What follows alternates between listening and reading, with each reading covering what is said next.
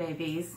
Oh gosh, my hair's doing a weird thing. Okay, did anybody else have trouble ordering the Boxycharm limited edition box last night besides me and Elena?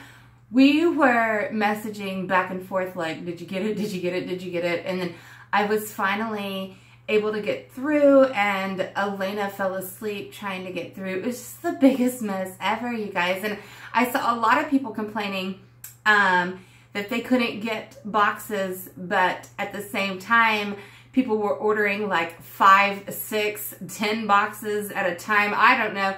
It was just really, really crazy, and I get it. Boxycharm's website couldn't take that kind of traffic. But I guess they could have prepared a little bit better. I don't know how you prepare a website for heavy traffic. But it was just really frustrating and a mess. And it took me 4 hours, you guys. 4 hours of like refresh, refresh, refresh, and closing out and going back, closing out and going back just to get the limited edition Boxycharm box. And I hope to God whatever comes in it was worth all of that mess. And it made me, you know, I've been wanting to do this video for a little bit, but it made me like, oh, I'm going to make this video today. I'm not putting it off anymore. So what I think happens, and I don't think I'm wrong. I could be wrong.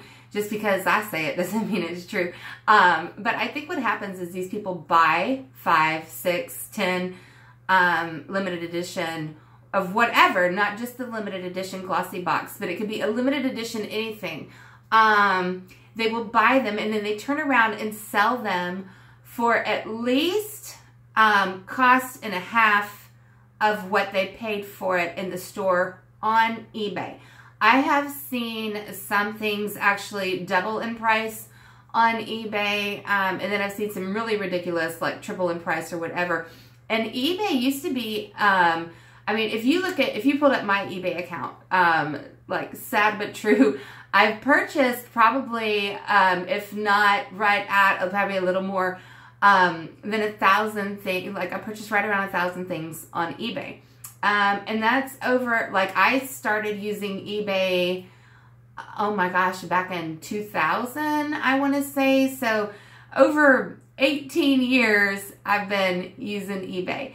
And it used to be really, really good. It used to be if I wanted something, I could guarantee you that I could find it cheaper on eBay than I could anywhere else. And that is not the case anymore. It is still very useful if you can't find something in stores. Say it did sell out and you want to find something. You can go and find pretty much whatever you want on eBay. You can type in anything. They sell like, I don't know, air in a jar on eBay. You can buy a ghost in a jar on eBay.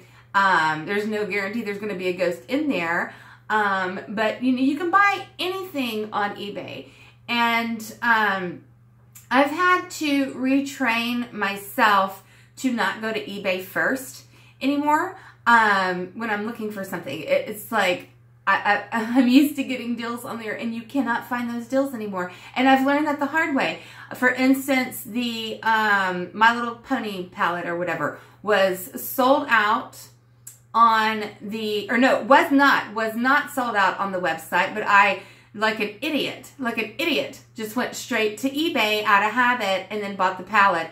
And then when I went to look on the website, I almost paid like retail plus a half for the palette that I bought when I could have got it on that website for cost, not cost, but their retail cost, you know. So I mess myself up sometimes just jumping over to the eBay. But you got to be really careful with that. Always compare prices. Always check the website first. Don't just assume that it is already sold out. It may still be there. If it is sold out and you do have to go to eBay, especially for like palettes and things like that, I get really nervous buying makeup or anything that you're going to put on your skin, anything consumable through eBay. But you can find reputable sellers with authentic products on eBay. The first thing I do is anything I'm looking for that I'm going to put in authentic behind that search. And then that's going to really filter down what I'm seeing on the eBay. The other thing I will do is go into location, and then I will click US only because, and not to say anything bad, but a lot of those cheap duplicate palettes, the replica palettes, the fake palettes, they come from overseas. So if you can narrow your search down to US only and then put the authentic in, that will help you. Once you find someone who claims they have something that is authentic, then you want to go down into their feedback and check their feedback. You know, it's going to have like 100% or 98.9%.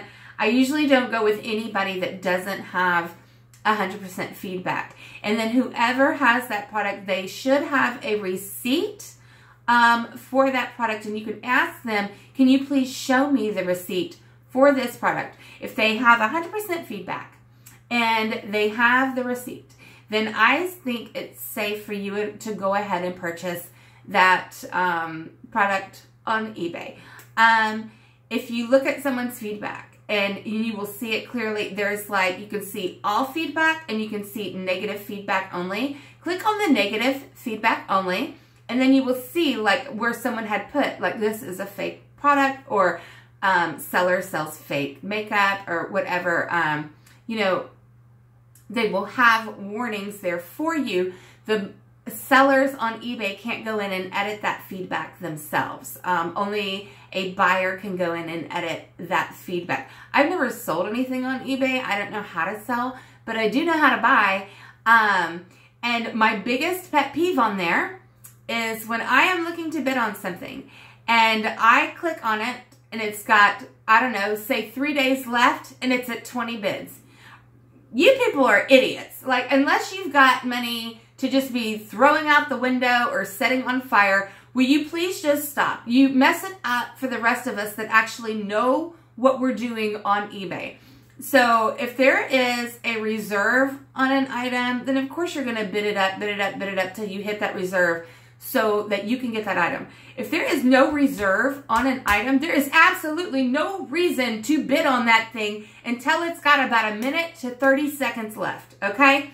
Why get into a bidding war with 20 different people over one item and drive the price up, where when it first listed, it was at, say, $5. And then over the period of 3 days, with these bidding wars, then now it's up to $55. When if nobody would have bid, and you just wait till the last minute to put your bid in, then we all get it a lot cheaper. And it is a lot harder that way. You know, you're going to have to have in your mind, how much are you willing to spend maximum on this item, okay? And then once you've got that number in your head, then you can put in bid up to. So just because you put in, say you put in $1,000 for your highest bid on an item, okay? That doesn't mean you're going to pay that person $1,000. That doesn't mean you're promising them $1,000. That just means that you're willing to pay up to that amount. That just means that if the person who bids before you bid, you know, $999, then you're going to win because you bid $1,000. But if it sells for $49, you know, if the next highest bid below yours was $49, then you're only going to pay $50 to get your item. So you can secure your spot still. You just have to get it in your head. How much is that item worth to you? And then another thing that just like you've got to watch out for on there, you know, like I just saw Bunny got a 90s mystery box or whatever. Stay away from those mystery boxes. I think that Nick Snyder got one and it had like hair and some kind of yellow fluid or something in a vial. And then Bunny she spent, I think it was $1,000 or $950 90s mystery unboxing. And she got, like, seriously, when I watched it, I was cringing and I was so upset for her. It was just like, it wasn't even $100 worth of stuff in that box. So, you know, you don't want to bid too early on anything because that's just going to drive the price up for everybody else. I I don't really, there was something else I was going to tell you about it, and I can't. It's not coming to me. But, you know, you can buy things on eBay. You just got to be careful. And these people that are buying, you know, when the websites launch these pallets and things, I see some websites that have a limit. But, you know, if you've got 5 different accounts, you know, linked to 5 different ways of payment, then you can get 10 different pallets, turn around and sell them on eBay. And I hate that. I hate the eBay scalpers. They're so nasty. But that's how they're making their living, and they do really, really well at it by ripping us off. So if we can not play the game just a little bit, you know, on the things that have bids. I mean, on a buy it now, it doesn't matter. But on the things that have bids that you can bid on, don't bid on them until like the last second, because you're driving the price up for you and everybody else, and that just kind of sucks. But you can find really good deals on there, and I've found a lot of things on there that I absolutely have, you know, use all the time, and then I've found things on there that get here and I can't do anything with them because the description wasn't right, or the color in the picture was off, you know, things like that. So eBay is a little tricky, but you can use it to your advantage sometimes. But it is getting harder and harder these days to be able to find, 1, reputable sellers, and 2, just people that, well, I guess that would go with reputable, just people that you can trust or whatever. But it's really bothering me that, you know, everybody buys this bulk stuff and then is going to turn around and sell it for, you know, double the amount, triple the amount. I don't think it's fair. And I don't really like eBay all that much right now because they are letting everybody with the fake pallets just get away with that, you know, and they're not shutting these sellers down that have 100+ negative feedback comments on selling fake products and things. So just be really careful, and I wanted to ask you guys if y'all had trouble getting that limited edition box, because I know I did. Elena did. I did finally get mine. I hope, I've got my fingers crossed that Elena got hers, and I'm still waiting to hear about my kitty babies. You guys, you'd think I would be getting like real babies as much as I'm checking my email for them. I'm just so excited, and they were neutered on Tuesday. So they're still recovering from surgery and still in the foster home. But I did send an email this morning just to check on them, and I'm hoping the lady will email me back and let me know. But that's it for today. I hope you guys have a good weekend, and I hope this video has some kind of point. I don't even know how I'm going to put it up, honestly. But I don't know. I wanted to film something, and I was so mad about that Boxycharm shit. Anyways, I love you guys, and I'll talk to you soon. Bye.